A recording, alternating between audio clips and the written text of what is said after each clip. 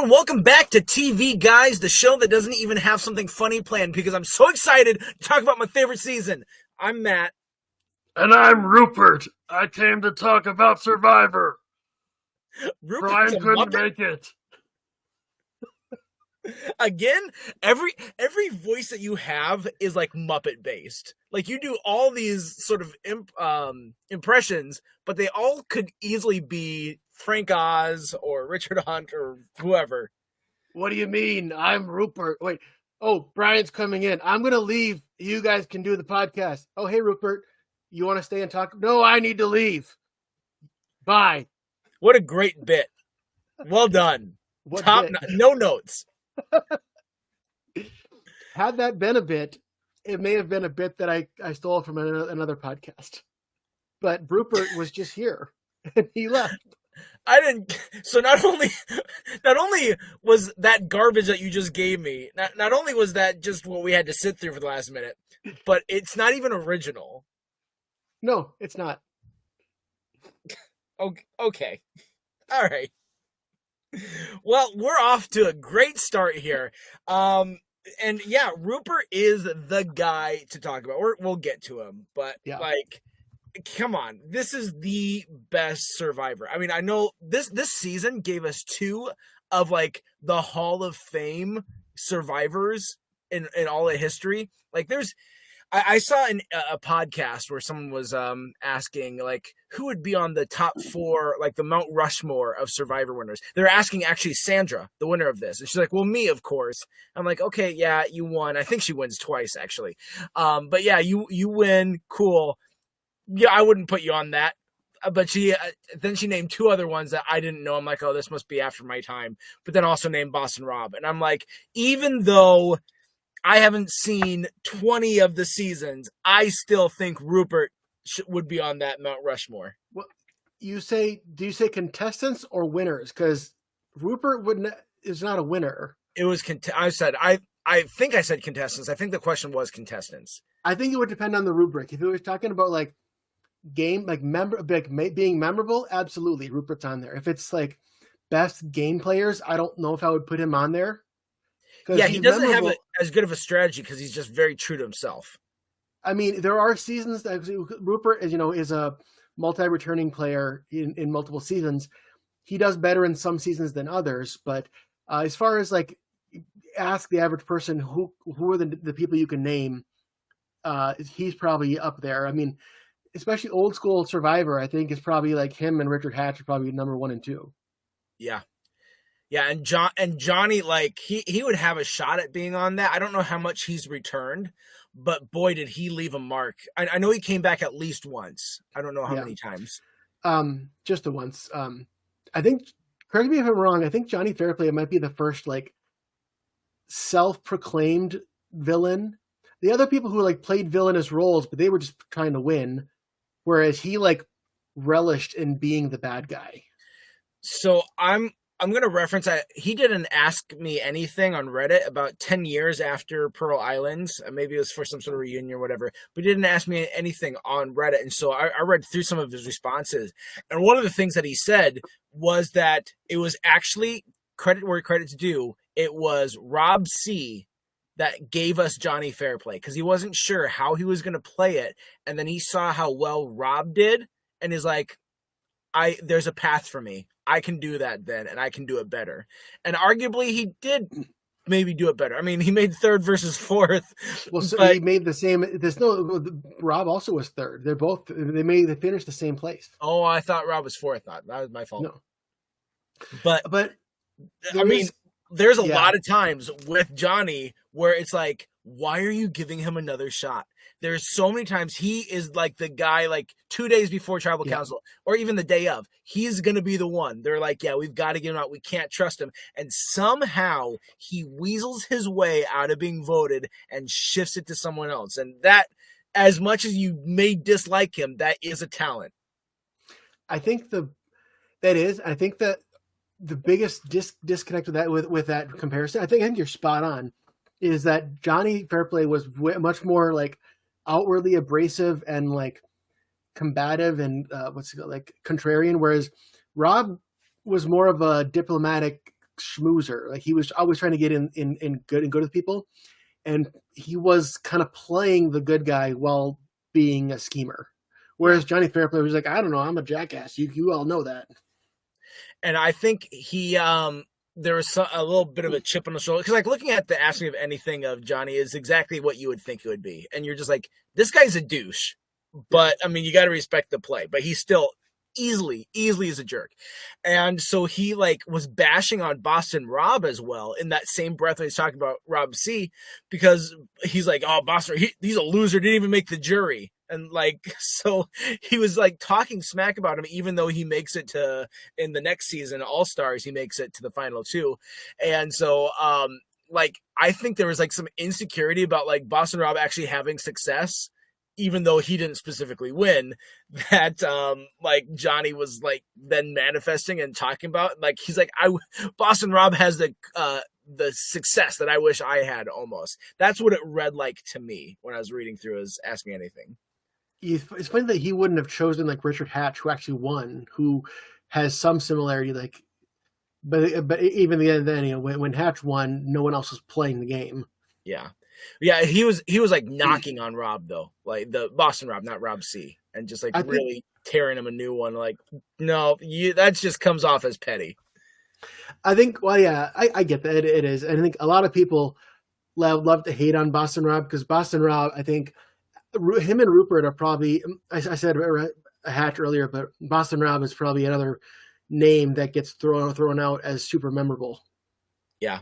And he didn't even do that well in his first season. No, but speaking of other seasons, oh, sorry. I thought I was going to segue. I thought I had it. No, go for it. Because my thing is better comment for next season anyways. Perfect. So we're going to segue real quick. We're going to play a clip for you. This is last time we talked about Survivor. These are what we thought we remembered about this season. Listen to here. This, as I've been saying all along, this is my favorite season. All Stars might be my favorite season, but this is a season I really liked. And that was all because of one guy, Rupert. And so I'm not going to, like, when we're doing the predictions of, hey, this is what I remembered. I remember a lot more stuff with Rupert, so I won't go into, like, all the stuff, but I just remember even in that initial episode when they are supposed to barter for stuff, and they all think they're on a photo shoot to begin the whole thing. And so they're all dressed to the nines, and they get to this market, and they're like, well, you have to kind of figure out like trading system and get the stuff you're going to need for your camp, and you have this much time. And so then like Austin, the I think it is a black lawyer, he like pretty much went down to his underwear and sold like all of his clothes to get stuff for them. But they all left their stuff together, and Rupert's like, we're pirates, we steal. So he took all the shoes of the other tribe and he relocated their stuff, and he was the guard of theirs. So the other tribe was just like, oh, I'm just going to trust this guy will watch everything. Yeah, which, not smart to trust someone on the other tribe with your belongings. They didn't know what they're getting into.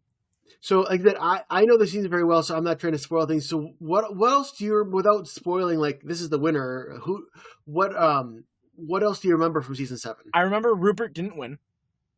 Yep. I was sad. I remembered, like I said, that Austin, the guy who like went down to his underwear, he quit because he got like, that was a dumb decision to just try and be naked for 39 days.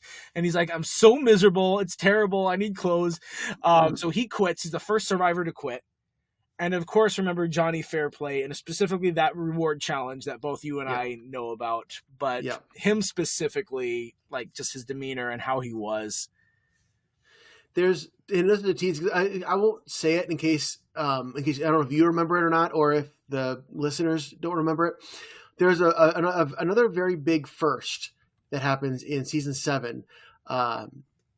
That if I say even more about it, it could give it away, but I don't want to. We'll talk about that next time. So that's a tease. But yeah, there's a lot of good contestants, good memorable contestants. He talks about Rupert, Austin, Johnny Fairplay, Sandra is another memorable person. Who's like the de facto leader on the other tribe from Rupert? Who I think it was on the other tribe, and he didn't really want to be, but they all wanted him to be leader. And then he starts acting like leader, and they're like, "Oh, who's this guy who's just our self-proclaimed leader?" That is Andrew Savage. All right, him. I remember him. Yep. And so here's the big jump: season 7, and then you'll see Andrew Savage again in season 31. I remember the challenge where I think it was Andrew that was up there, but Andrew versus Rupert, and they had the sticks in their back, and they were Yep. slowly putting on weight. No, it And was, yeah. Andrew had like a ton, or no, Rupert had a ton of weight on his back. Yeah. Didn't it break? Or maybe they redid that in All Stars, and it broke on that one. They've done that challenge a couple times. It might be this one, but there is one where before the contestant gives up or has to, like, the bar breaks. Yeah. Yeah. So I'm not sure if that's in that one or if it's in a future season. I think this is also the season. There's an immunity challenge for the teams. And I think again, I just remember these Rupert moments where I think Rupert is down below where it's like the put your mouth against like a tube thing underwater, Yeah. and that's how you breathe and lungs can stay down there. And I think they all go down, and all of his other guys on the team go up immediately, and he's the only one left. I think that's this season with Rupert. Okay. Am I It could right? be. Or because I know they did that in Thailand. They did that same challenge, but I can't remember. We'll see. So yeah, there was a lot that we remembered, obviously, and we'll save talking about this, but there was the big twist that you alluded to, but you didn't go into. Yeah. Which it's interesting because that was a big controversial topic, the Outcast. There are people who absolutely hated it when it came out, including some of the players, mainly Really? Anderson. But I'm interested to hear more of that when we get to talking Yeah. about it, because I don't follow the Survivor fandom the same way you do, I think. So I'd be interested to hear. It's not. This isn't coming from the fandom currently because this is me remembering watching it when it was live. Oh, sure, okay. I see, and I didn't even remember that this happened. I was too busy like, oh, Rupert, I love him. Sorry, nice little hiccup there. Yeah.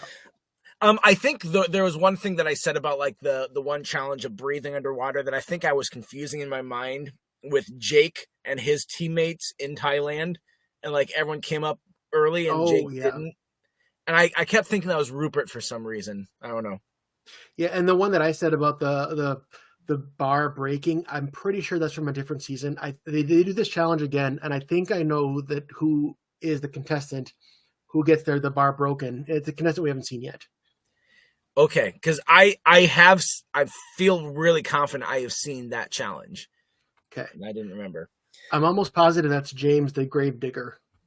Gravedigger. Yeah, that doesn't sound familiar to me, but at the same time, I might see him and be like, "Oh yeah, this guy." It's been so long, guys.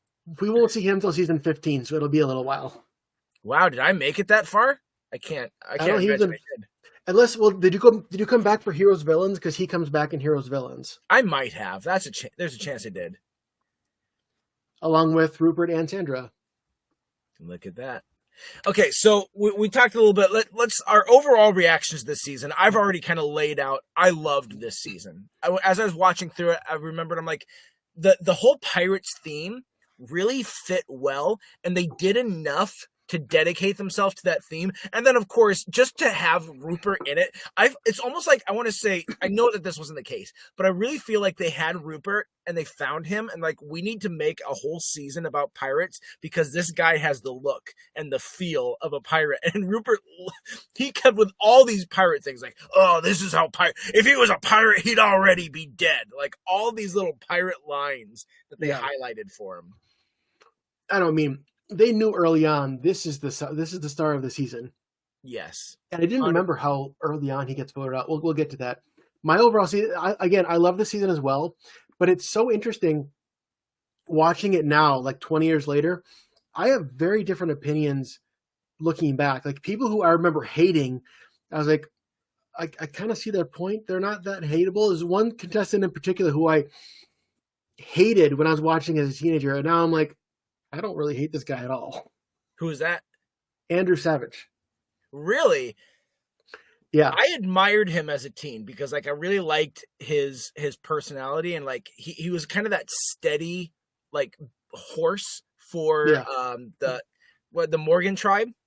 Yeah. And I didn't like how I can understand how mad they were about the outcasting. Like, oh, they are going to get voted out as soon as they can. They will not get a single vote from me if they make it to like all this sort of stuff. He was Yeah. really against the outcast, and that was a little bit of an ugly side of him. But everything else I saw from him, I really appreciated Savage's demeanor.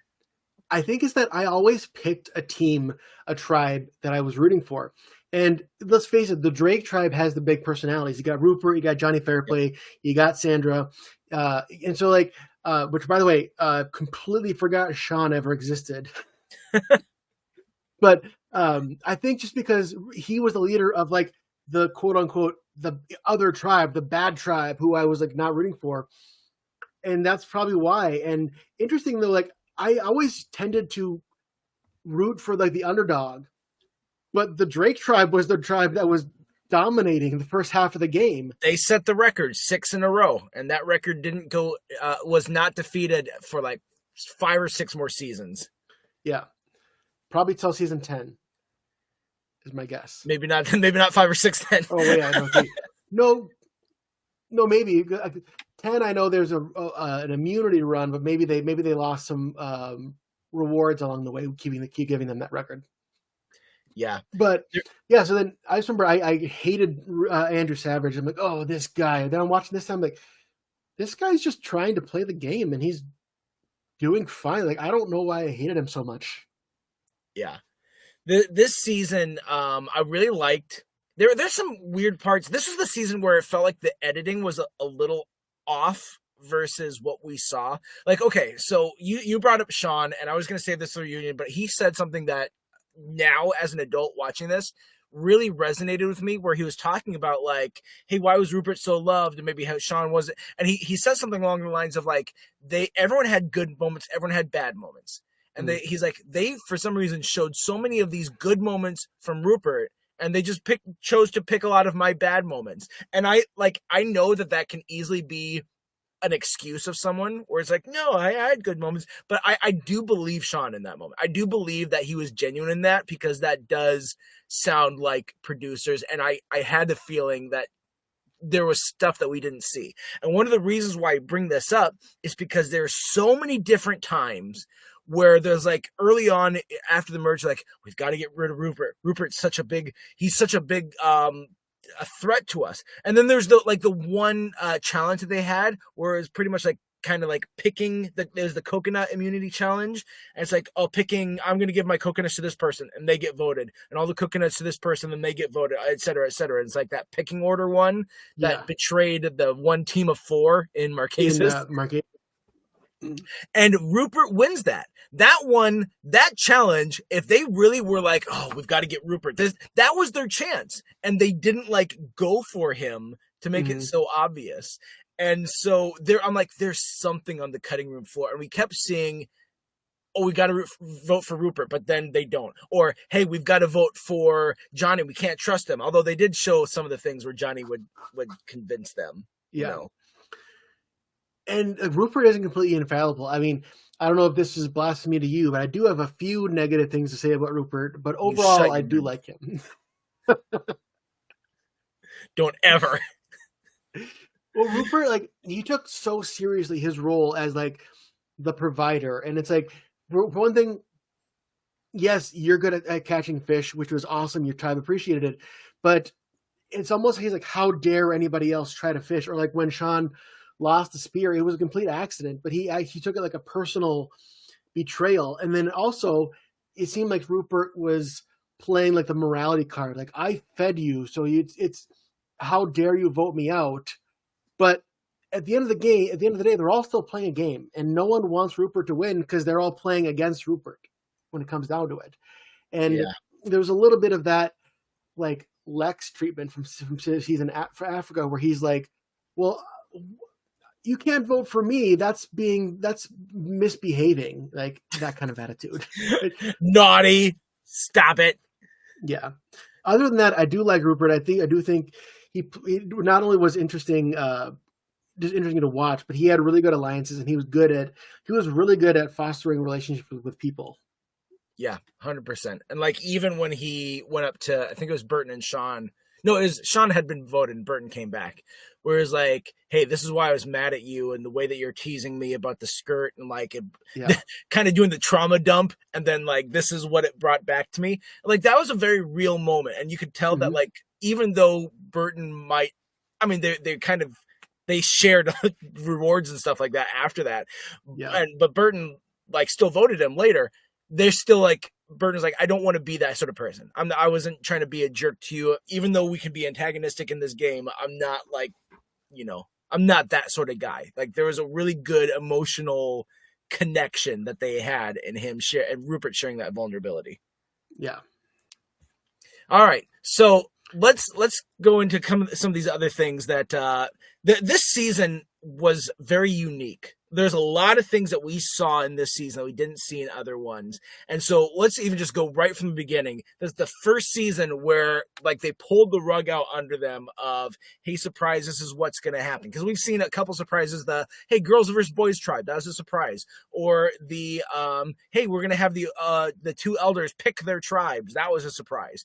This one of you don't get your luxury items. You don't get the stuff you packed. You start with the clothes on your back and you go into this town and thank God you have Sandra because she speaks Spanish and this other tribe has no idea what's going on.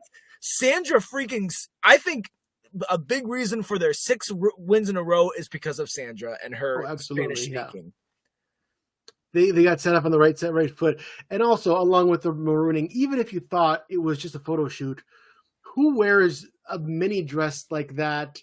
Like Nicole did, it's Survivor. I feel like, I don't know. It just seems very impractical even for a photo shoot. Like that's not what you're going to be. It's not what she would have been wearing if she knew she was going to be on the island. So why not wear what the audience is going to see you in? So Brian, I don't know if you're qualified to talk about how women dress. The way men dress and the way women dress are very different. I'm talking about the practicality. You're going on Survivor. If you're going on any other show, fine. But look, women don't even have pockets. We can't talk about dressing for practicality for how women dress compared to men. We can't do that. We can't use the same standards. Yeah. Wow, that was the most feminist I've been in a while. You're welcome, women, I guess. I don't know. A lot of your system, and then you can go back to being chauvinist. Yeah, I got it out of my system. Now I can go back to my toxic masculinity. Oh, yeah. I think of Matt, I think toxic masculinity. True. Everyone does, clearly. In that same regard of, and kind of going back to our predictions, we both remembered the Rupert stealing the shoes. I remembered the Austin giving the clothes off of his back and selling everything. And he's like, yeah, I'm down to my skivvies pretty much. And now I'm going to live for 39 days in my underwear, which again, stupid man. Exactly. You know what? Equal opportunity. I'll make fun of the men's clothes too. You're going to be on an island for over a month. Maybe wear some clothes. It gets cold at night. There's bugs. Keep your pants. As a man, I appreciate the representation just now of you mocking both. I feel seen. Thank you. Of course. So that huge way to start off. We talked about the pirate theme. That was another thing that they did different, and they did really well. I don't feel like there had been up to this point a theme like that. They did in the Amazon. They did the girls versus boys, and they had that as a theme early on. But then obviously they swapped the tribes and they had that. This was the one where they really had such a strong theme that they committed to all the way through, to the point that like, I'm sorry, did this season have like the best immunity idols or what? Oh yeah. I mean, having an actual, like the sling with the sword, and man, like this early Survivor used to go so unique with everything. That's one thing I miss. We'll talk more about differences between like later Survivor and current Survivor. And one of the things that this is a big representation. Every season was so unique with the culture and the theme, right down to like the immunity idols and everything. It was so, like you said, it was interesting to watch, and it felt more like how do I say this? Like immersed into the culture. There you go. Yeah.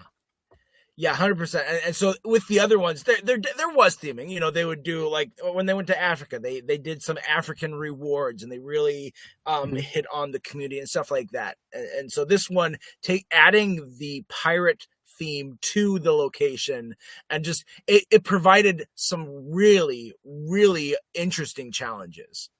Yeah. And speaking of those challenges, we saw in that first reward challenge, this is also going to be different because the winner in a team reward challenge got two things. First of all, they got a clue for this treasure chest that was buried, which is really funny to see Drake find their chest and get it. And like, we won 3 challenges to get this crap. But then the second thing they introduced was that go loot the other tribes' rewards. Which And I didn't remember this part at all. And boy, you felt bad watching that for some of it. For some of it, it felt like the Morgan tribe was so used to losing, they had it down pat. Like, all right, Tawana, she's going to be the welcome wagon. She's going to go out and say, "Hey, how you doing?" and give them a big hug, and everyone else is going to scowl at them like they're like the devil. And I like how they choose a different person every time. It wasn't just send Sandra every time. Sandra went, John went, Krista went. I forget if anyone else went. And freaking Johnny goes over there and is like, "Oh, guys, we threw that challenge, you morons!" Like just rubbing their face. Like what? Okay, I know that Johnny's a jerk, Yes. but I feel like that was a strategic misstep because them. Like we can maybe talk about the giving up of the challenge later, but that like Rupert called it. That was a huge turning point for Drake versus Morgan, and Johnny like rubbing it in their faces. We seen the little talking heads, just how it really galvanized Savage specifically. Like, we have to beat these a-holes for having the audacity to take the one win that we had under our belt away from us. And if we didn't know it was true, it would definitely ring as like, I could see them interpreting it as like, no, you didn't beat me. We let you win. But like, they actually did.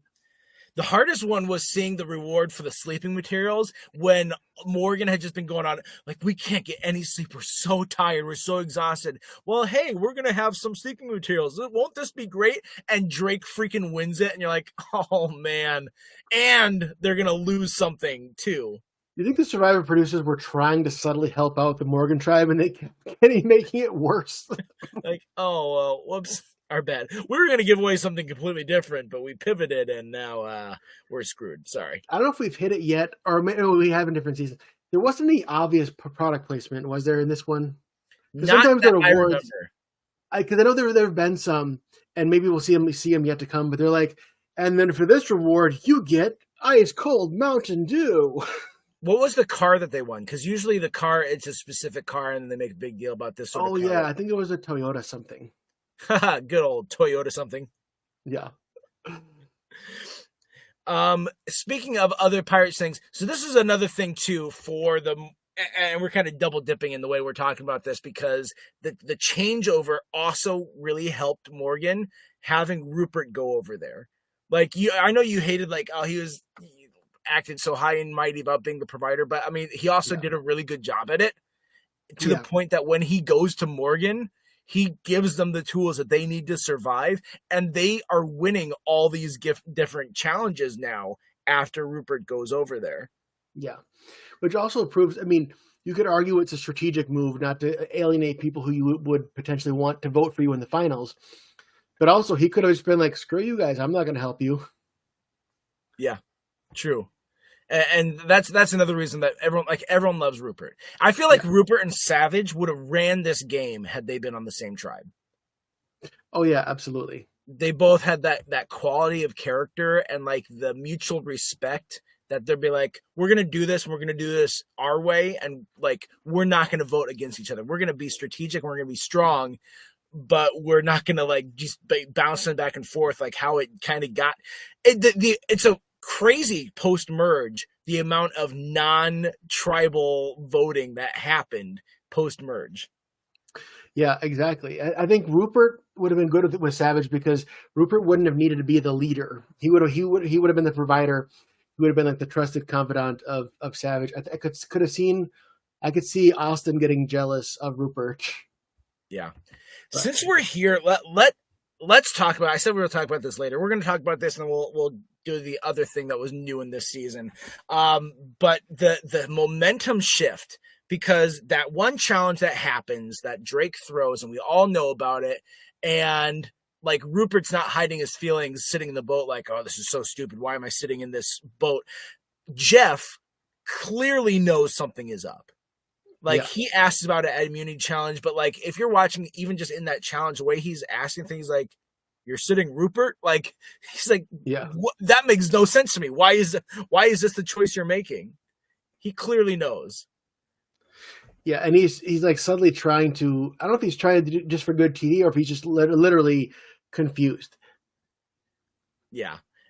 And like Jeff had a rough 3 days or like 2 days in that, because then the tribal council that happens after that was the one where they had found their reward, and Johnny shows up loaded, and Jeff's like, "Are you freaking kidding me? Are you wasted right now?" Like, a little bit. I think Jeff was legitimately upset with that. Yeah. Well, we'll talk about how Jeff hates Johnny when we get to just talking about Johnny's character. Yeah. But this turning point too, like, so Rupert, they give them the positive mental momentum. Rupert goes over to that tribe, and then after that, it's the exact opposite, where they win like 5 challenges in a row, and that Morgan can't stop winning and beating Drake. And like, I've always been a huge proponent of like the mental game of some of this stuff. Because like we've seen it, we saw it a couple of seasons ago in Survivor Amazon with was it Sandra, one of the girls. She's like, I want to quit, and the boys show up. Like, Shauna, thank you. And she's like, oh, they're here. I'm wonderful. It's like, if you desire it enough, you can push past the physical limitations that you have. Yeah. And whatever it was that clicked for Drake or for Morgan once they won, they had that, and Drake lost the mental like strength of like, we are unbeatable. There's blood in the water, and Morgan took full advantage of it. Exactly. And ended up with them going into the merge at even, which first you would thought it would have been a blowout with the Drake having more people in the merge. Yeah. And Lily ends up being the key vote there.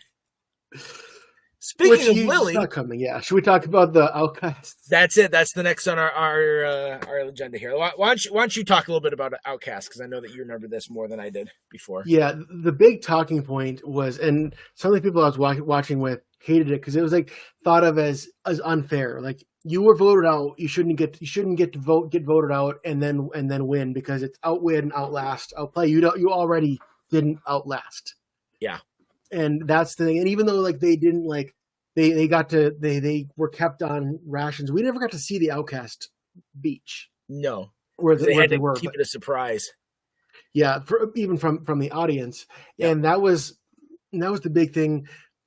I think more so than that, for like the biggest one we saw was Andrew Savage being like, I don't know why I always say his full name every time, as Savage, being like, this is not going to work, because he knows that the people he voted out, Lil, whether it would have been Lil or Skinny Ryan or probably even whoever else voted out from their tribe,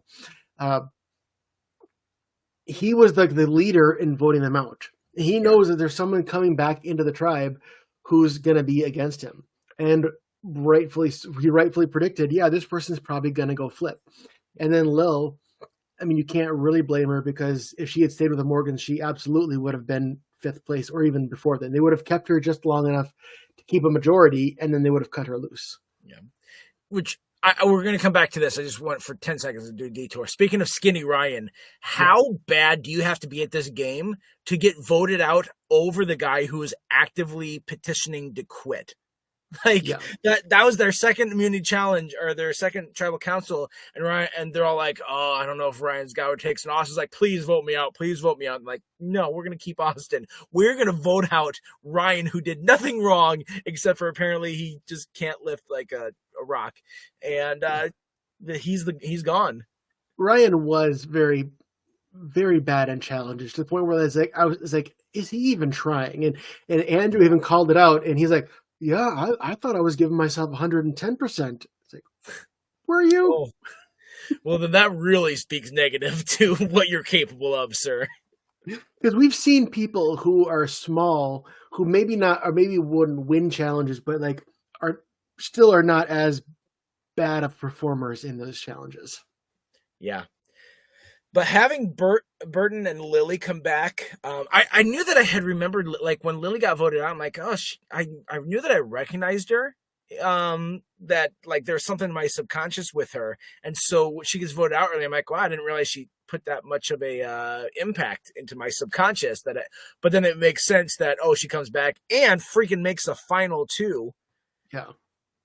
But Burton, like he Burton and John had some really smart strategy when Burton came back. Like Burton immediately, he wins that first immunity challenge, but guess what? He has immunity anyway because he's an outcast. So what does he do? He solidifies his quote unquote alliance with Rupert, gives him the immunity idol. And then Rupert, like they just do this back and forth, like, no, you have the reward. No, you have it. No, you have it. And like this, oh, we're buddy.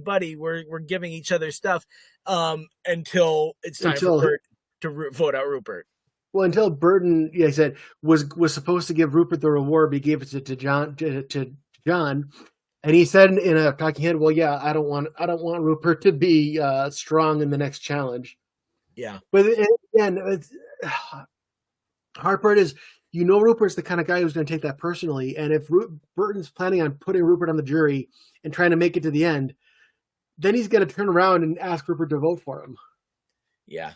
Look, we've got this whole other section that we're about to go into, but this is a great time to just stop and actually talk about some of the strategy, because there was this ever evolving strategy, and Jeff even comments on it a couple times, like how many people got blindsided at Tribal Council in this season because going into it you thought something was going to happen. Like one of them was Tijuana, where like this is what confused me the most. This was a huge frustration for me watching it, because Sandra, in order to save her skin and convince Tijuana what's going on, she pulls Tijuana aside and they follow Lily, or not Lily, they follow Burton and John, and they're listening and they hear, oh, these guys have a pact and they're just stringing all of us along and we need to break this up. So what ends up happening?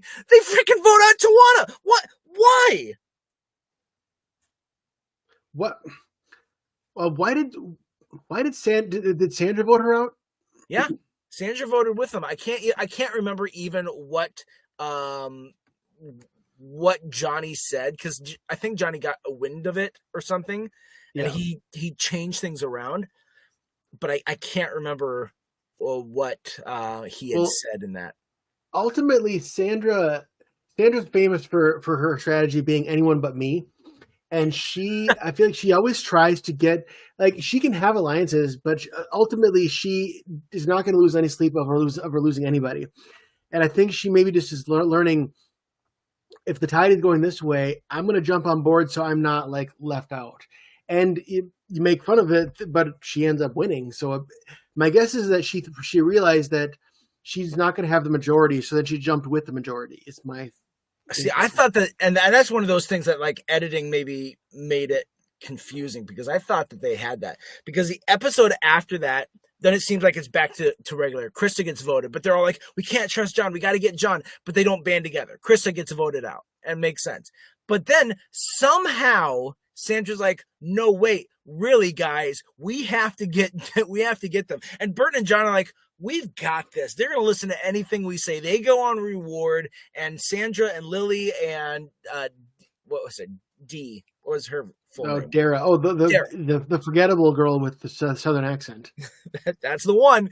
But those three are like, oh, these guys are just going to keep voting us out. We got to get them. Like, yeah, you knew this 4 tribal councils ago, but somehow you didn't figure it out until right now of actually voting against them. And maybe it just shows how much like Johnny is able to manipulate, because it takes him and Burton being away from camp for 12 hours for the girls to finally come up with a plan and to actually dedicate and stick to the plan. Because it was a genius move for Sandra to pull Tijuana aside. Yeah. But then it was really stupid for her to go back and vote with Johnny. So is part of your seems like outrage that if they had recognized it earlier, Rupert may have lasted longer? No, Rupert was gone by that point. Oh, that's right, he was. Because that episode, the one with Tuana, that episode, it starts off which by the way, great marketing for the lie, because they're like, we're gonna keep in the thing about Sandra throwing away all the fish and how, oh, maybe it was Krista and no one's admitting to it and what's going on with this. So obviously there's some huge lie because the episode was titled The Lie, but then by the way, boom, our the one of the big moments of the season, the big grandma lie, was also in this episode. And so Sandra's throwing out the fish because she was mad about the Rupert vote. Yeah, and she played it well because like Krista was her closest ally, and she wasn't trying to throw Krista under the bus. Yeah. But by the time they're blaming Krista, she realized, okay, I can't come clean, or else I'm going to get voted out. So sorry. I mean, and fair, they're all playing a game. Yep. It just kind of worked out that way. Yeah. Kind of sucks, but I'm surprised I don't hold that against Sandra at all, because that's kind of a jerk thing, but it was also an accident. So yeah.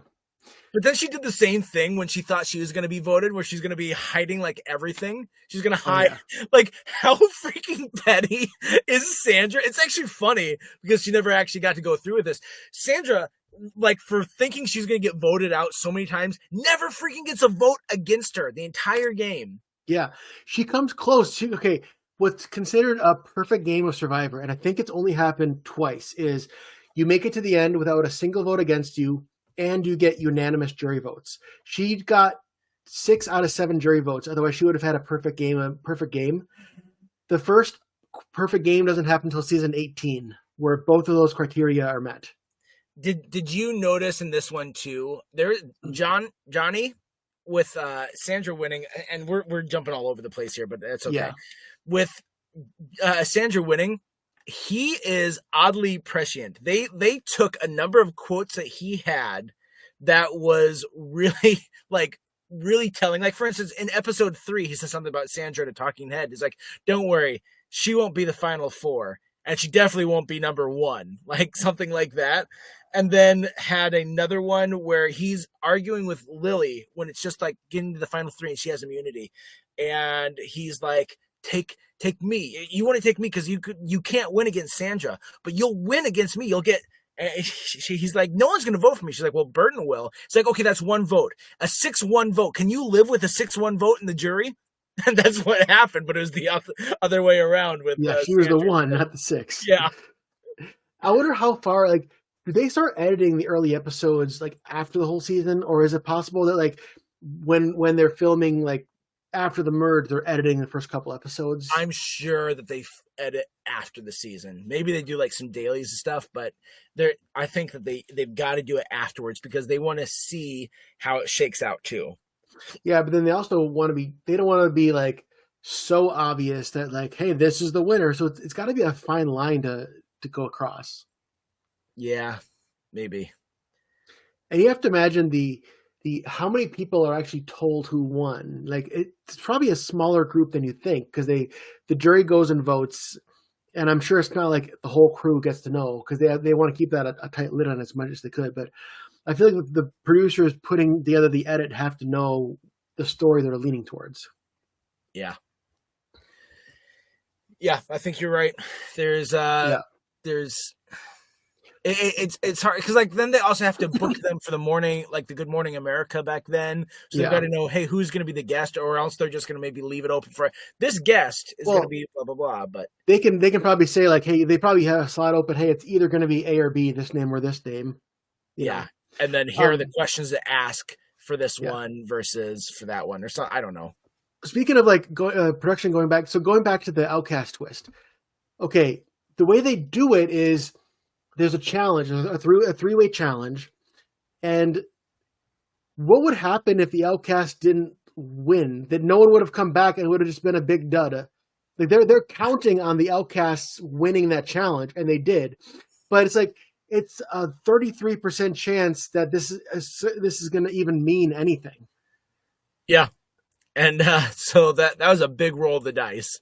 Yeah, like, I feel like I'm sure like Jeff or the producers or something like that when they did the whole stand on logs for Marquesas and they're going to do the swap, and how it just kept being like, oh, you're the same one. Yep, you're the same one. Oh, you're the same one. Oh, you're the same one.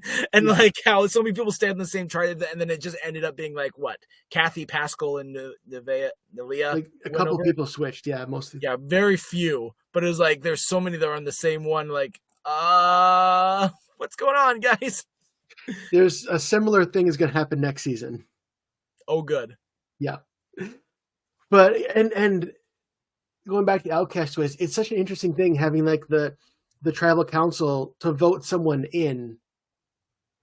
Yeah. And this is where it's dynamic because like those people potentially have, like Lil mentioned, like, oh, I got to know you on the Outcast beach. So like they all got to know each other.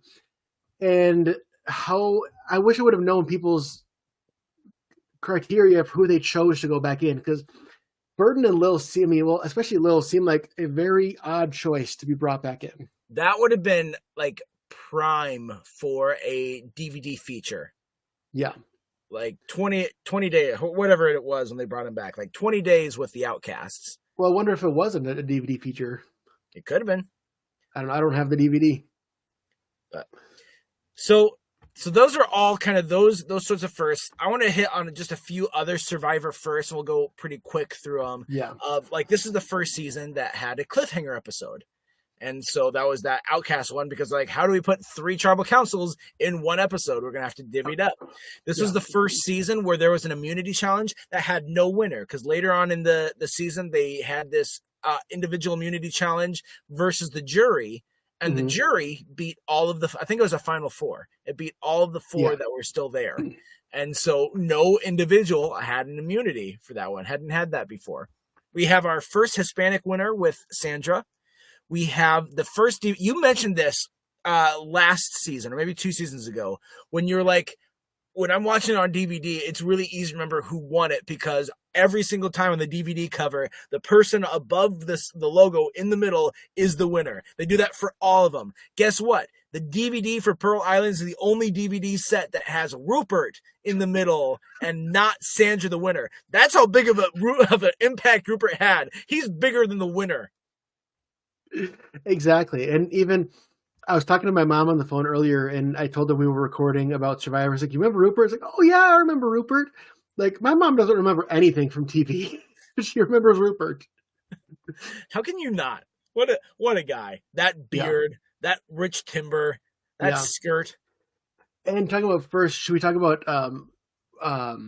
Austin quitting the first? And you could tell Jeff was like he said, dude, go, whatever he says, like, due to your wishes, go home.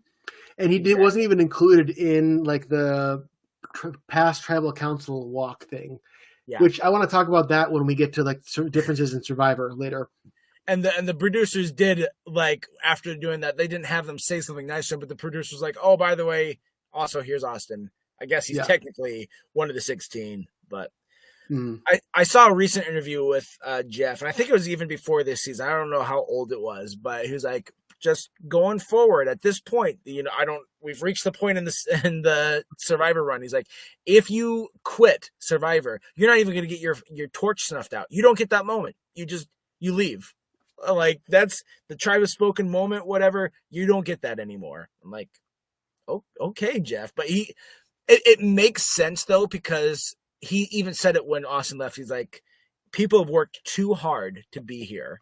And the amount of auditions that they had, especially at this point, the selection of people to choose from, to have the 1 in 16 that had the lottery ticket to be there just quit on them, I can understand being irked.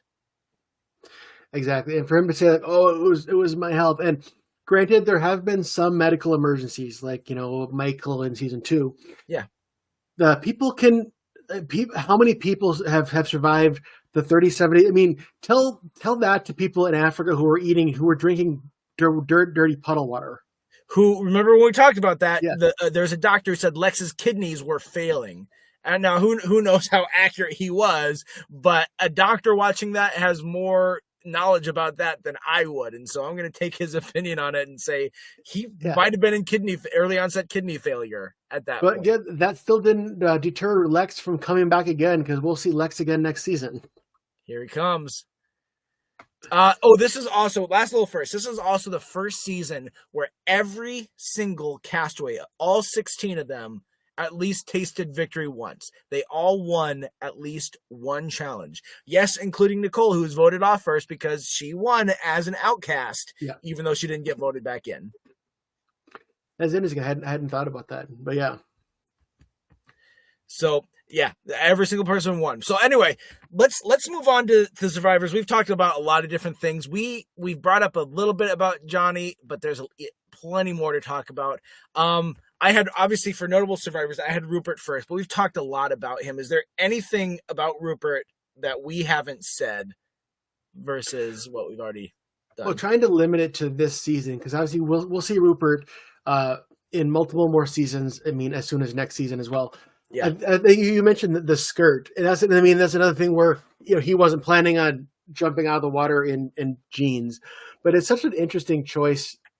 I mean, that he was just cool with his wearing a skirt because it's whatever. It's the fashion choice, and like you said before, the fact that he was just so personable that he was able to make friends with pretty much everybody.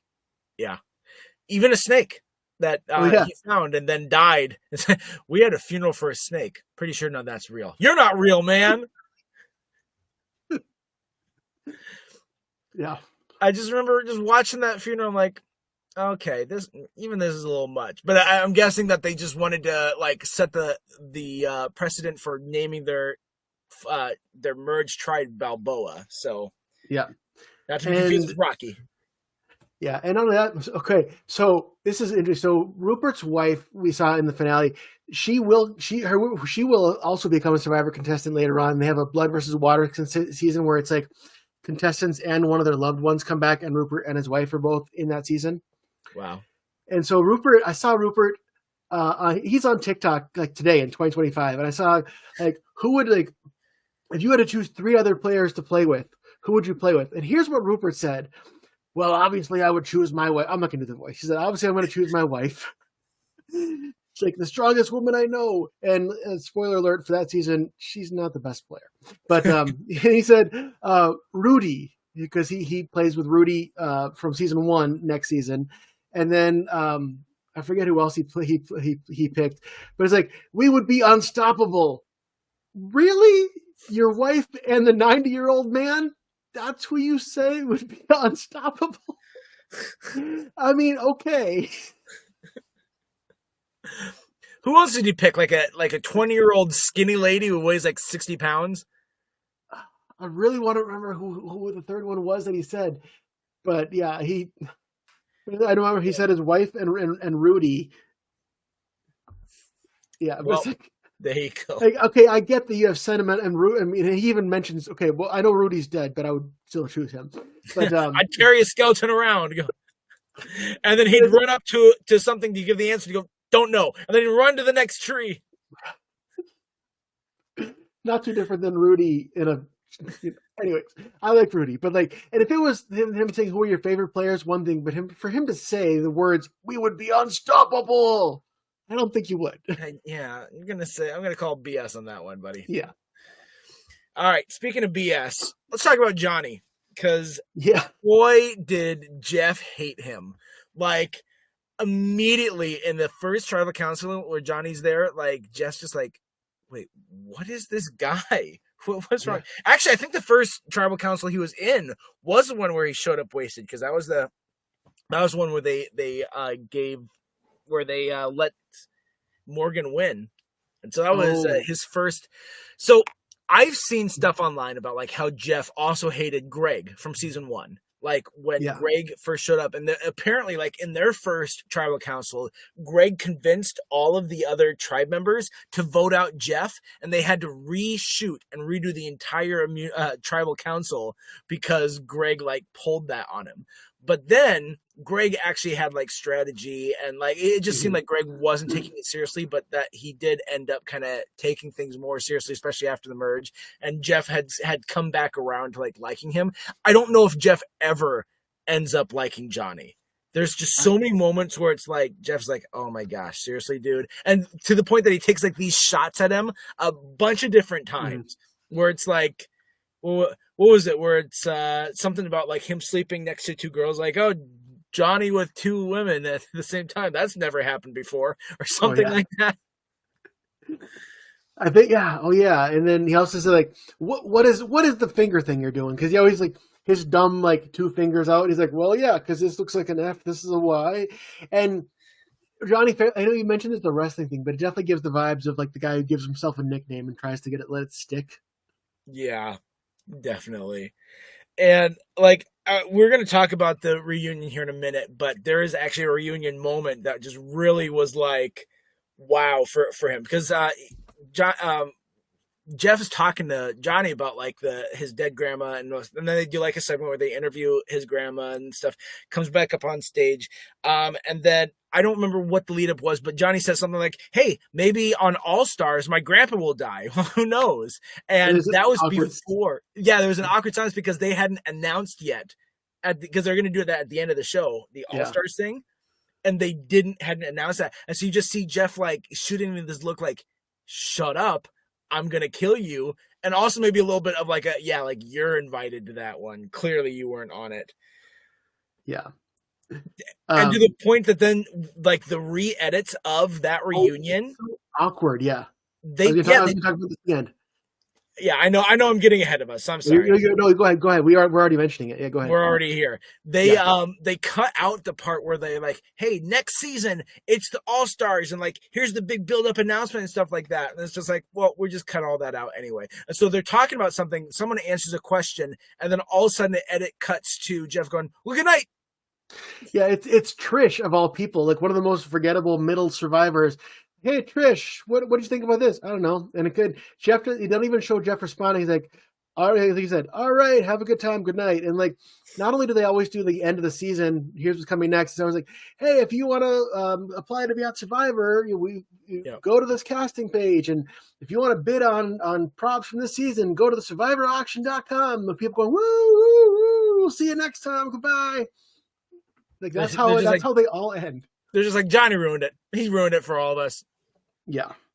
I don't. So Johnny Fairplay also had. I don't know if he still does. He had a podcast. It was him and a contestant, I believe, from season 22, who's another rough around the edges survivor. They had a podcast, and compared to Rob Cesternino's podcast, theirs was very much a not safe for work type podcast, with like their takes on things. No way. So it was interesting that I think about that when you were mentioning comparing him to Rob. They both became Survivor podcasters too. I gotta do it. I gotta do what he's doing. Yeah, and we talk about the dead grandma lie was interesting because they always have, well, not always, but a lot of seasons they have one of their loved ones come out, and for him it's like interesting. Is this the first time it was a friend? Yeah. Oh, also, world side note, they say for Tawana, your high school sweetheart and now good friend, Mr. whatever his name is. Like, wow. I have questions about that. Oh, he got friend zoned hard. Yeah, like you're going to come out to Survivor, but we're still going to make it clear that you're my good friend after dating. Your high school sweetheart not husband. Nope, not that either. Friend, can we call him that? All right, I guess we're calling him friend. Sorry, bud. Yeah. Gonna embarrass you on national TV. And they also clearly kind of pulled back the curtain a little bit because they say that John had told this guy before they came out, hey, if I get to this point where you come out, tell me this, which means it's always portrayed as a surprise, which, I mean, it might be a surprise. They don't know for sure it's going to happen or when, but clearly it's happened enough to where they tell the contestants beforehand, hey, if you make it up to a loved one's visit, who is your person? They clearly have to pick somebody ahead of time. Otherwise, this lie doesn't work with John and his friend Dan. Yeah.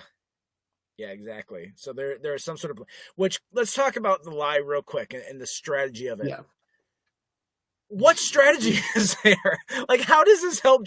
This is great TV. Okay, this is one of those Survivor moments that goes down in history, like a top moment to see the lie. That's just an underhanded thing. Great reality TV. Okay. Yeah. But how does that help him? He got to have 24 hours with his buddy on their beach. That was the win. That Well, didn't really do much. I know that he does. He then tries to use it like, I swear on my dead grandma that this blah blah Yeah. blah blah blah, and maybe that swayed some people.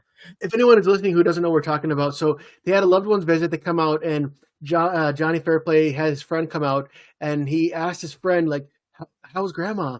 And he has this big moment, sad moment, was it, she died, dude. And he said he's in tears saying, like, it was either going to be my friend or my grandma. And I guess that my grandma died. And then, like, everybody is feeling so bad for him that they let him win the challenge so he could have time with him. But to your point, when he was saying this, when he set up this with his friend ahead of time, like, hey, tell me my grandma died. He even says, I wanted to give myself every advantage. When he set that up, he didn't know what the challenge would be, what the reward would be, if it would somehow tie to an immunity or something. So maybe when he set it up, maybe he thought it would give him a better advantage, but he's still going to run with it. And like I said, he's able to say, I swear on my grandma's life. That's a big deal to me. Yeah. He did also, though, like, you think about this live for more than 5 seconds. So his grandma is sick, but she's well enough that she could possibly fly to Panama to be in a challenge on his behalf. But yet it's like, those are the two options. She's either going to be in this challenge or she's dead. If you're that sick that you're on death's door, you're not flying down to Panama to jump into a ocean of water. No, that's true. I thought of that too. But in the moment, everyone, and you can say it's kind of funny, but also kind of mean. The person who so buys it is Lil. Lil's like tearing up for him. Oh my! And then Sandra is the only one who actually puts a point on John, because they have to like make someone walk back further to the plank. Yeah. And when Sandra does it to John, Lil's like, his grandmother just died. How dare you? How could you do that? And Lily's like, what if my grandkid had this opportunity to hear about how I died? Like, I'm sure that's what she's thinking, because she's at that age. Yeah, probably.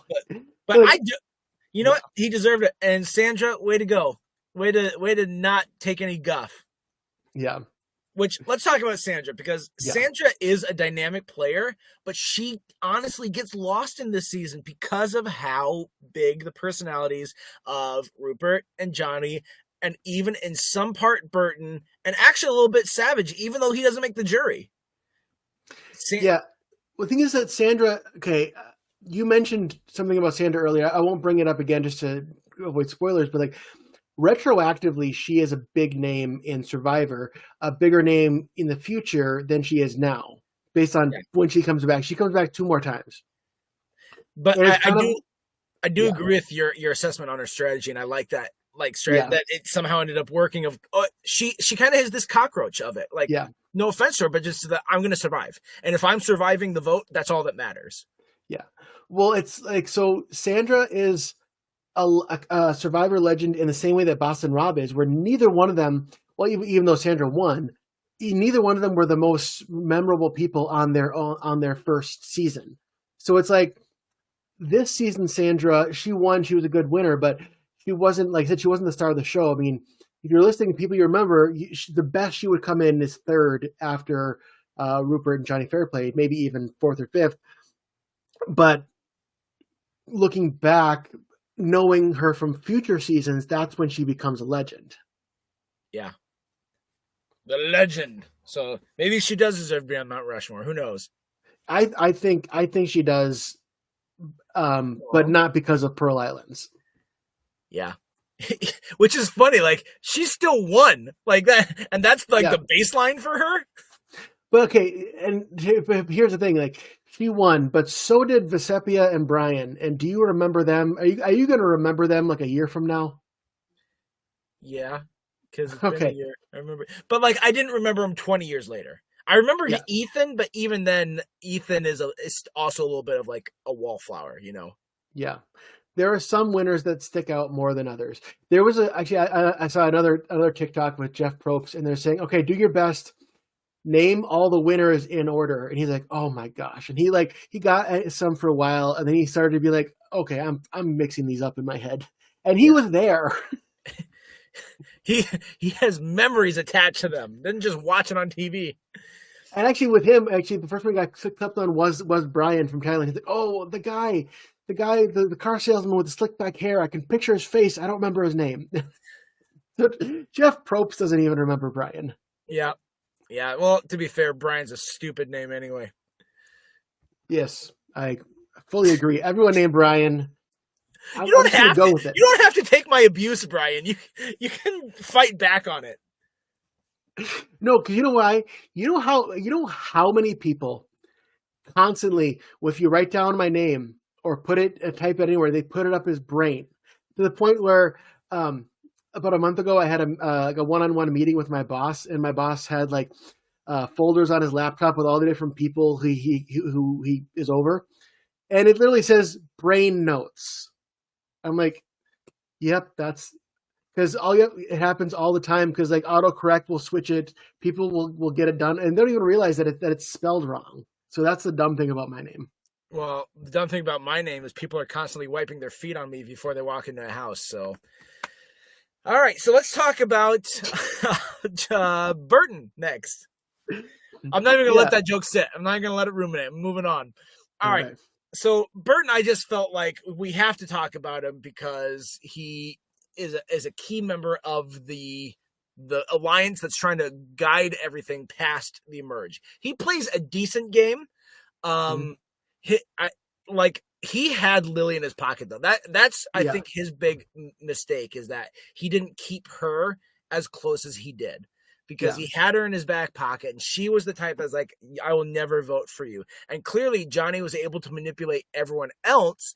And if he could have just kept manipulating Lily and had her just like given her like, yeah, I'm with you, and then maybe screwed her at the end, oh well, he would have won. Because I think people would have voted for him over Johnny. Yeah. That was his game. He was the duo with Johnny, but he was basically using Johnny as a shield.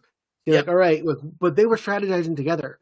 Like even Sandra, I feel like if it was John and Burton at the end and Sandra was on the jury, Sandra would have basically came up and said, you guys were both doing the same thing. I feel like he still would have gotten more votes than Johnny, but I feel like Sandra would have been the one to call him out, saying like, you were just as underhanded, you know. Yeah. But yeah. And Lily, I don't think would have voted for him unless Johnny was the one who won the immunity challenge and voted out Lily. He could have done what Richard Hatch did, where Richard Hatch let Kelly win so that Kelly got rid of Rudy instead of Richard, even though Richard wanted to get rid of Rudy. That way he could keep his hands clean. He could have done something like that. Yeah. He would have had to just. You can't put your fate in the hands of Johnny Fairplay. Exactly. Like, well, that's the thing is that when Richard Hatch did it, he knew that Kelly would have rather gone to the end with Richard, because no one wanted to go to the end with Rupert, with Rudy, because Rudy would have won. I don't know if the same would have been true for that trio. Yeah. Yeah. But then the other one in that trio is Lily. And going back to Johnny's AMA, do you know the survivor that Johnny hates the most? Well, we're talking about Lil, so is it Lil? It is, indeed. He hated her. According to him, now, again, he hates her, and you can't trust the thing he says, so I'm not sure how accurate this is. But according to him, they actually had to stop filming in that final tribal council to let her calm down because she was crying at the interrogation that she was receiving. And the only reason why I bring that up and think that there's some merit to it is because they do mention a couple different times how like she went through it in that final tribal council. Like they kind of say a couple different things are like, oh, poor Lily about this final tribal council. So there is some corroborating evidence to that, but I don't know exactly how true it is. Yeah, Lil also had that. I mean, I totally believe it, because I feel like she was so like fragile and like, oh, I'm just a sweet lady. How dare you be mean to me and say negative things? But like, that's what it's the point. Like Sandra even said, like, you have to say mean things about me now. Like that was a funny moment. And but Sandra Lil also seems to have that thing that I keep talking about that I hate, that Rupert had a little bit, where she thought it was like a moral failing for people to vote for her. He's like, oh, well, I thought I could trust this person, but then they might vote me out. Yeah, that's what the game is. Yeah. Yeah, and I feel like as Survivor goes on, like first season versus other ones, people understand that more and more. There's still, of course, you get voted out. Like, and I think honestly, that's one of the reasons Johnny hates Lily so much is because guess what? Lily voted Johnny out. She was the reason he's not final two, and so Lily could have easily cost Johnny $1 million. I don't know who would have voted for him versus her, but it's like the way he was describing it in the AMA, he said that behind the scenes, some of the jury members felt like they swapped their votes in that final tribal council because they just got so tired of Lily's shtick in that tribal council. So they were going to vote. They went in thinking they were going to vote for Lil. Yep. So I don't know how true that is. Again, can't give too much weight to it, but it does ring a little true. So that's just why I bring it up. It could have been. I do think that John would have gotten more votes. Lil could have won against John, but I do think that a lot of people could have voted for John over. I could see him winning. Yeah, there's a little bit of that respect there, where it's like, yeah, you suck and you voted me out, but you did it to everyone. You manipulated, you outwit. There's a little bit of that I could see. Yeah, and still, like, it's interesting that the one vote for Lil was from Tijuana, because I thought she would have been a Sandra girl. Yeah. No, I can't even remember. And they even showed it, and I can't remember what Tijuana said. Yeah, I mean, it's funny that they showed it because, if possible, they always show a vote for each possibility. Yeah. And then also, if you notice this is the thing, whenever, like, it's the jury votes, they show, like, one vote for this person, one vote for this person. Then when Jeff is reading the votes, those are always the first two that you see, because they never leave it to be the end. Like, oh, well, we've already seen that vote, because that way you can match the handwriting. Exactly, and that one I've never thought of it as being intentional, but it probably absolutely is. Where it's in like this other pocket first, and he pulls it out of that first pocket and reads those votes, and then he pulls it out of like a second pocket that has all the rest of them to show. And I remember one season, I don't remember specifically, but it was like it wasn't a final tribal council, I don't think. It was a regular vote, but like going into most votes, there's usually like two candidates. There's two, like, hey, is it going to be person A or person B? And when someone came out to vote, they lingered on they made like the first letter, but I think both of the people who were potentially in danger both started with that letter, and then they quickly they cut right after that. It's like, even if you were watching, you still couldn't give away who they were voting for because they didn't linger past like the J or the S or whatever that applied to both names. Yeah. Well, I also had Savage listed here, but I feel like we said all that we wanted to say about Savage, right? I think so. I mean, I do think he got screwed by the Outcast twist, because I mean, Lil, he voted out Lil, thinking based on every other season that once he voted out, they're not part of it, and then she came back and immediately jumped to the Drake tribe, and they got rid of him. He could have gone far and potentially have won even. Yeah, I think he was a prime candidate to win. He would not be manipulated by Johnny. That he has the strength, the mental stamina, it felt like, to win a lot of challenges, and he also had the wisdom to not just be swept up in whatever bullcrap Johnny was selling that week. And I think he would strategize better. So, but would he have taken Johnny to the end and beat him, or would he have cut him loose? Oh, I'm sure he would have cut him loose, because Johnny would not align himself unless he had to, because Johnny wants to keep around the people that he can manipulate. Yeah. So that's why he was so gung-ho about Rupert. His biggest, like, even in the AMA, and I think he said it at the reunion, that like his biggest win of the game was voting out Rupert and getting him out early on.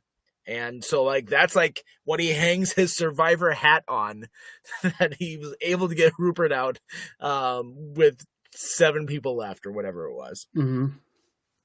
Well, speaking of Johnny, let's talk about the reunion. The reunion, not the reunion. All right. So, one thing.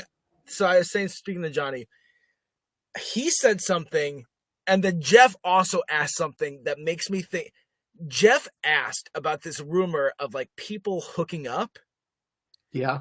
And Johnny had said, like, in this Ask Me Anything, like, he was like, pretty much, I can't remember where I gathered this because I don't think he actually named names, but then other people said it was like Johnny and Nicole. But like he alluded to, like, oh yeah, I slept with other survivors. Plenty of, like, Ryan O did too, and like talks about these behind the scenes stuff of like hookups and all this sort of stuff. And I'm like, now this definitely feels like something Johnny would make up and lie about. But because Jeff asked about it, I'm like, I wonder if there's any credence to those rumors. That also seems like a question that Bryant Gumbel would have asked when he was doing the reunions.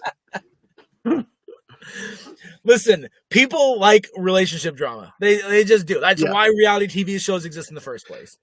Also, going back to in the finale, I wonder how annoyed the other people were when it's like, and Rupert, and everyone goes crazy. And he goes, yeah, yeah, and like gives a good like 30 seconds to a minute of just going to the audience. I'm sure other people are like, so I guess I'm not going to be shown in this at all, am I? And that goes back to Sean's point. Like, all right, guys, clearly everyone loves Rupert, but I was here too. I didn't suck as much as you think I did. Yeah, there's not a whole lot that was memorable about this reunion besides that moment, the hookup moment, and then the obvious cut. Did Sandra have like no questions in this? Because I remember getting to the end of that. I'm like, did they even ask Sandra like anything? They might not have. I mean, I'm sure they talked to her a little bit. I mean, for the beginning, they always say, like, and here's our winner, Sandra. They probably didn't stay with her like as much as they did. No, because they had to get to Rupert and they had to get to Johnny, and those were the two. And like, Johnny, he had that line. Actually, I'll get to that in a second because I actually have a whole list of Johnny-isms that we can end our section on and talk about. But some things that I noticed that they don't do, they all eventually drop off that are very much these things because they're only in like the first half of the show is like they don't. If you watch Survivor now, they don't do the tribe where at the final three going through all the torches and have the memories of all the people. They don't do that. They're pretty much just in Fiji now forever. So they don't have like the theming based on the locations and like the rewards where you go around the places, which that's always really cool. It takes you away from the strategy, whereas now it's just like all strategy all the time. Yeah. And do you know what I'm talking about? Do you know the like the what I call the Survivor emotional music? Like when they're playing that for like when they're walking through the three. They do they do it sometimes when there's an emotional moment. They do it during the loved ones visit usually. I like that music. Usually pretty good. I'll try to. It goes something like do do do do do do do. I can't do a super high voice, but like that's kind of the cadence. And you notice they loop that over and over and over. Like when the loved ones visits, you hear that like 8 times because they can't get to like the end of that musical note until everyone is done. And even the tribal council music is very specific, where it loops around, where it goes like, like, da da da da da da da da da da. And here, if you're listening to it, let me try. Like the Survivor, the emotional, the bum bum bum bum bum bum. Bum bum bum bum bum. Like that's it. Yeah, I can't go that high. So that's exactly it. But then like that little thing is looped, and also, so I'll try to do it. Do you know what I'm talking about? The end of voting scream. Yeah, like after the vote, right before the next week on. Stay tuned for scenes for next week's Survivor. Earlier than that, no, it's after they finish every tribal council, they vote at tribal council, and then they're waiting for Jeff to get the urn to go reveal who gets voted out. Then there's this voice here that goes,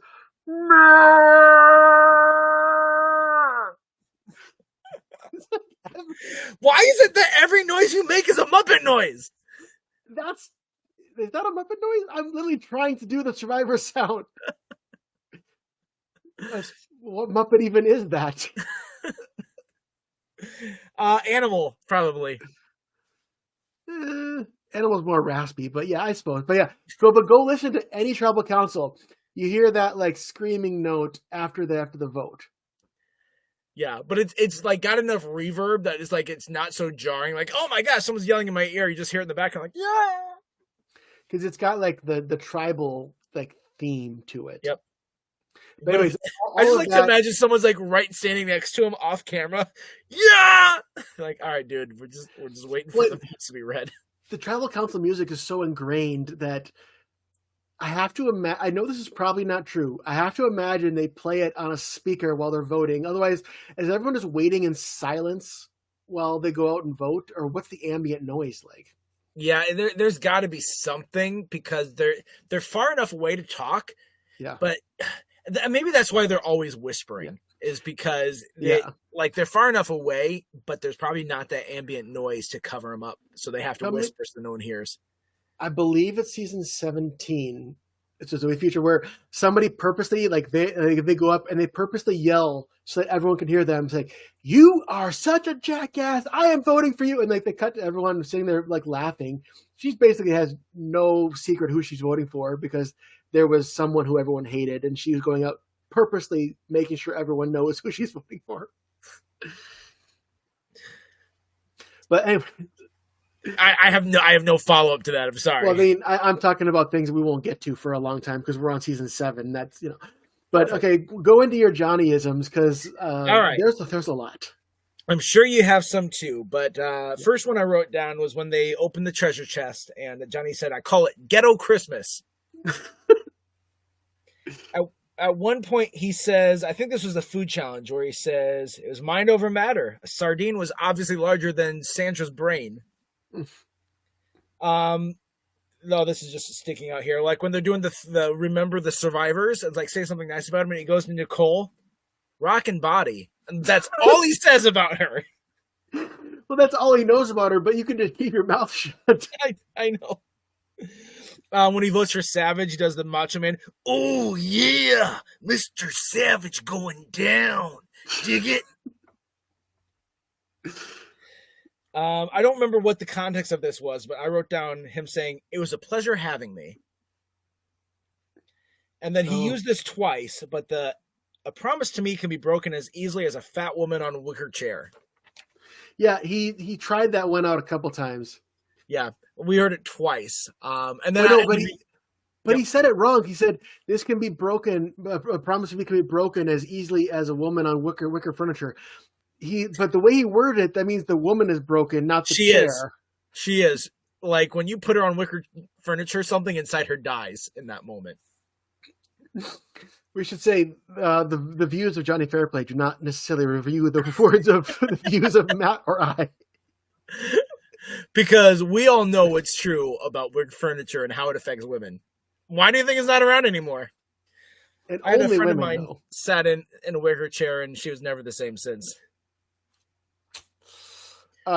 There's one toward the end. Do you have more? No, go ahead. I got one more, but go ahead. It's such ironic. Even then, he says like a physical challenge with me and 2 women. I mean, obviously, I'm going to win. He says something like that, and this is after Dara had won like 4 challenges. It's like you've already lost so many challenges to a woman, and I was saying it's me and 2 women. Come on. Speaking of that, in that final challenge where it's just the 3 of them, and I think Sandra went out first, and then Johnny's like immediately like, hey Lil, if you get down right now, or like if you give up right now, and she's like, no, I'm not doing any of this. Like he tried so hard to be like, can you please just end this? It's like if you're gonna be chauvinist about it, don't do it after you've already proven that women can beat you several times. Especially an old boy Girl Scout leader or Boy Scout leader. Yeah, and by the way, I mentioned it with both of them. I think the forgettable people who both made pretty decent far, Sean and Dara. I did not remember either one of them, and Dara made it to the final 4, being like the most forgettable final 4 contestant. Way to go, Dara! But I mean, it was just they didn't give time to her. Like I hate bringing up the same exact Sean quote all over, but they didn't give time to her. They gave time to the electric people, which you kind of have to. Yeah. Here's my final Johnnyism. In the reunion, he says, "I wanted to be the most hated survivor of all time."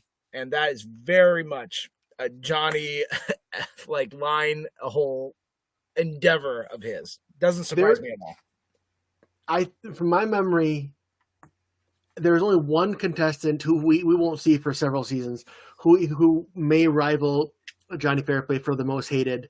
Who I think I mentioned before, Russell. When you get to Russell in 19 and 20, he might dethrone him, but I think that as of right now, I think Johnny's got it. Yeah, easily at this point. Yeah. Well, that's what I had for Johnny-isms. We went through a lot of stuff. I just left a note for it. Is there any other notable moments? There's one that I didn't mention yet, but doesn't need a lot to be said to it. But it's just like the token nudity. However, it was from the guys this time in that first challenge. Oh, yeah. Where Austin's pants are falling down. They're like, hey, if your shorts fall down, Ryan and Savage are like, we're gonna drop ours too, and we're gonna be in solidarity. And they do, and then they still lose. It's just like, not only did you lose, but you lost with your pants down. Yeah, I can kind of see like a little bit of the admiration. They did it because he was gonna lose his pants on accident. Yeah. But still, I mean, I think, did Sandra have some quip like, oh, there wasn't much to look at? Or didn't Sandra say something like that? I don't remember, but I can just imagine the team like, why are you taking your pants off? Is it going to be like this the whole time? Yeah, nudity in Survivor is something that comes and goes, and for various reasons, but it's just part of the show. Yep. The only thing, I mean, the pelican attacking Austin was funny, I thought. Why do I not remember that? Oh, no, on the beach. Yeah, I remember that. Yeah. Mm-hmm. Where else would it be? I don't... on the boat? In the market? He goes to the market and suddenly there's a pelican. Oh, was there? I don't know. But anyway, that's all I had from this one. So, and do we want to talk about next season a little bit? Yeah, let's give our predictions for next season. So, I don't even know how to do a spoiler alert for a show that's 20 years old here. Let me give it a try. So next season is All Stars. So we have contestants, at least one contestant from each of the first 7 seasons coming back, and they'll be broken up. There'll be 18 survivors broken up into 3 tribes of 6. I have to be very careful because I remember this season very well. So I can't really give my predictions because my predictions would just be outlining the seasons. Yeah. So what I remember is I remember Boston Rob and Amber early on. I mean, like that's the highlight of the season, isn't it? It's those two against everyone else, and it was so obvious, and yet no one was able to stop them. They make it to the final 2. I remember Rob proposing before they read the votes instead of after, so it can really. And then I think he also like gave her the car as the immunity challenge or something like that. I was like, oh, my boyfriend gave me a car or whatever. And I remember the Richard Sue debacle and incident on the platforms. Yeah, that's a big one. Yeah, it's a big one. And then I remember like one of the winners, or maybe 2 of the winners, were voted off pretty early. Like I think like even the first one might have been Ethan or something like that. So someone who was a millionaire winner got voted off pretty much immediately. Yeah, because there are some winners that come back. The winners were definitely targeted early on. There's also another kind of the opposite. You know how like Austin quit and was like ostracized, like was definitely torn down for it. There is this is minus spoiler. It happens early on. There is a quit that's very much more understandable and respected because of the circumstances. Yep. That happens with that. And it's interesting. You see a lot of people.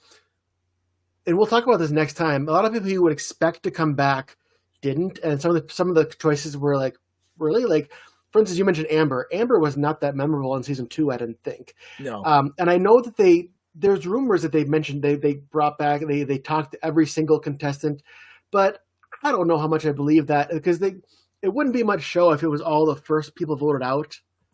But I think they definitely talked to a wide group of people, and we can definitely talk about next season, who would we have been expecting to see that we didn't see? Yeah, that's a good one to bring up because I could guess like probably half of the ones who are there, but Well, like I know for instance, one of the big names you would have expected to see, who I know they tried to get but she didn't come back, was Elizabeth from season 2. because she was on The View. Was she on The View at that point, or was that before she was Yeah, in The View? it was just like I just looked it up. She had just started on that. Okay, yeah, and actually, it may have been that they got Amber instead of her because I think they were counting on a spot for her. But yeah, And and they it's a really were going to have Teresa, and they cut her for Tina, and that makes me mad because I think Teresa was a good player. okay. And here's the thing, that Teresa was gypped twice because I mentioned that season 31 being a second chance season. So what they did was there was a wide group of people, and the criteria was it was a one-time player who didn't win, and there was a bunch of them. They said, "Here, vote for who you want to come back out of this large group of people."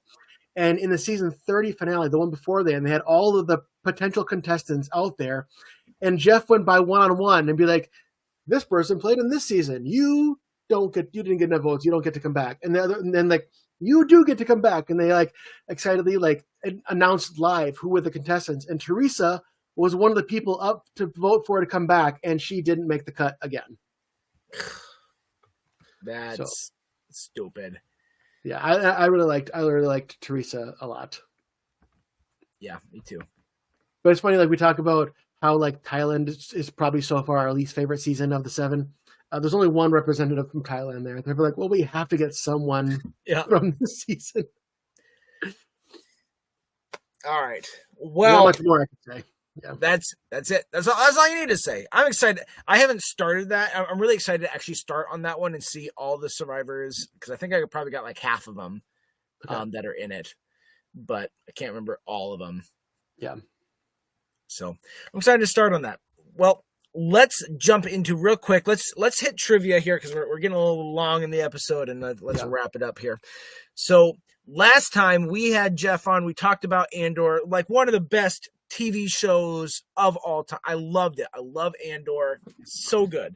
All right. But the question was, when at the end of season 2 of Andor, Cassian is getting ready to go meet Connection on a planet that we actually see at the beginning of Rogue One. What was the planet that he was headed to at the end of season 2? And that was the Ring of Kafrene, or just Kafrene, as I had said. When Jeff asked this last week, I was like, "Oh, it's cat."